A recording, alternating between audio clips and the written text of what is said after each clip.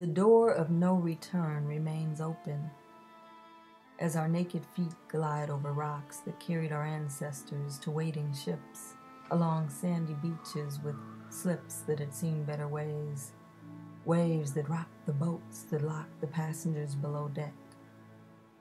As though human and humane were disconnected in this hideous game of capture and carry, ferrying human cargo in ships that splintered families and enslaved a generation as though people could be separated from their souls. The door of no return looks back at the Atlantic Ocean with tears in its eyes. No arms to wave goodbye as thousands try to escape neck and leg chains, carrying tribal names as strapless purses to pass on to their young if they managed to survive this tumultuous ride inside the wooden whale, where time was paralyzed by the future it saw.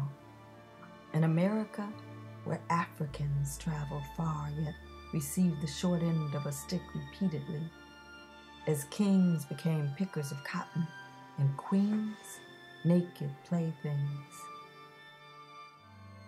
The Middle Passage soon handed its baton to Jamestown, where precious cargo reached its ground and became less valuable as whole became 3/5, with 2/5 dismissed as being black, reduced math facts to inventive fiction as men and women were undressed for auction blocks.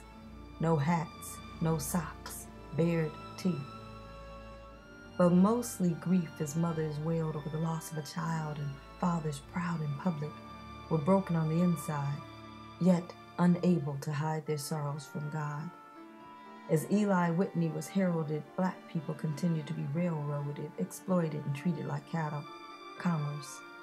3/5 plus 3/5 plus 3/5 plus 3/5 plus 3/5 filled the owner's purse and made the senselessness make sense when spelled CENTS, where black meant less than.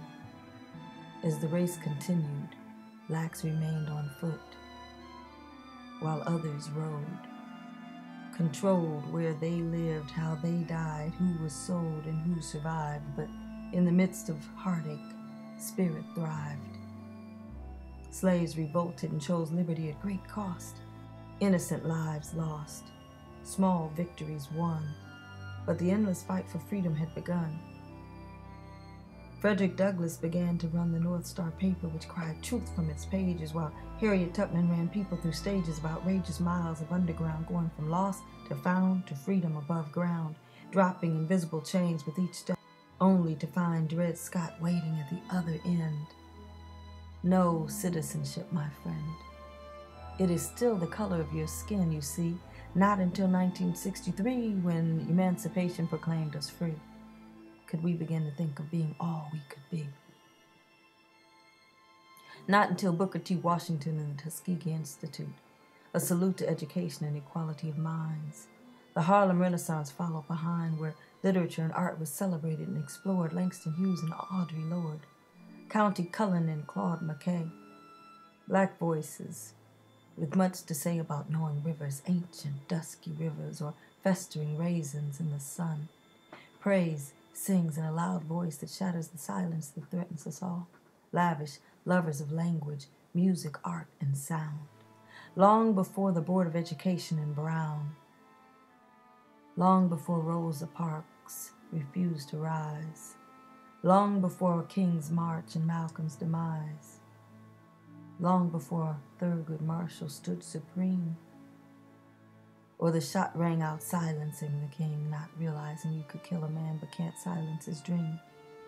As faith leaned into understanding and history churns forward, we strain to hear the whistle blow. We pray to see our children grow up on streets where bullets no longer stray.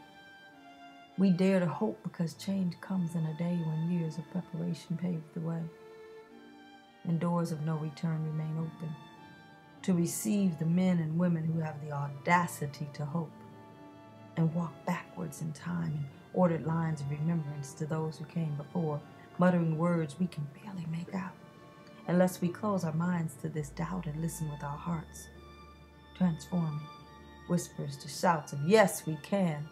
Yes, we can. Yes, we can.